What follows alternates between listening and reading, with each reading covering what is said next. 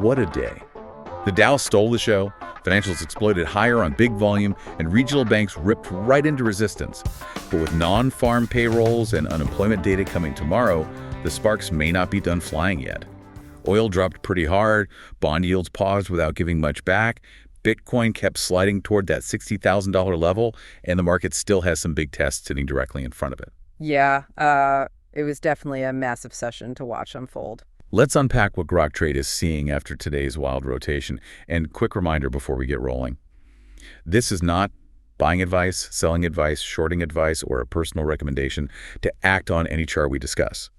Grok Trade is sharing market commentary, technical analysis, chart-based opinions, and trader education. So keep your risks defined, trade from your own plan, and speak with a qualified financial advisor for guidance specific to your situation.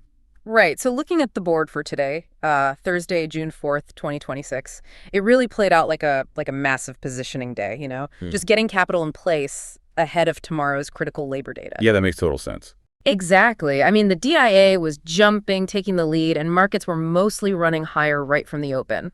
But you really have to look at oil dropping hard today. That actually eased some of the pressure we mentioned yesterday. And because of that oil drop, bond yields sort of just paused after their rally yesterday, right? Yep, they paused without giving much back, which directly feeds into those massive bank setups we saw today. Which we are definitely going to dig into. But first, drop a comment and tell Grok Trade what stock or market question you want covered in an upcoming episode. Your comments help us shape these summaries around the setups viewers actually want us to review.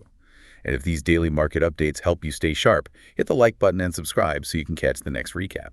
So getting into those financials, XLF just completely exploded higher today on really big volume. Oh, yeah. It was huge. But here is the critical trading wisdom for today.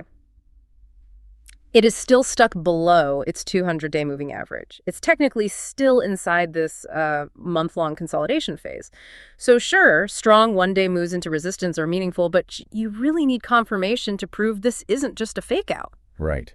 And speaking of hitting resistance, we saw KRE close right at its resistance line today. It did. And even JPM, it broke above a longer-term trend line today, but it is still remaining below its most recent main swing resistance. It honestly reminds me of a runner hitting a locked door. Oh, that's a perfect way to look at it. Right. Like they have all this forward momentum right now, but we still have to see if they actually break through that door tomorrow or if they just bounce right off. Exactly. They have to prove that today's move was real momentum. So that's the equity side, but then there's crypto.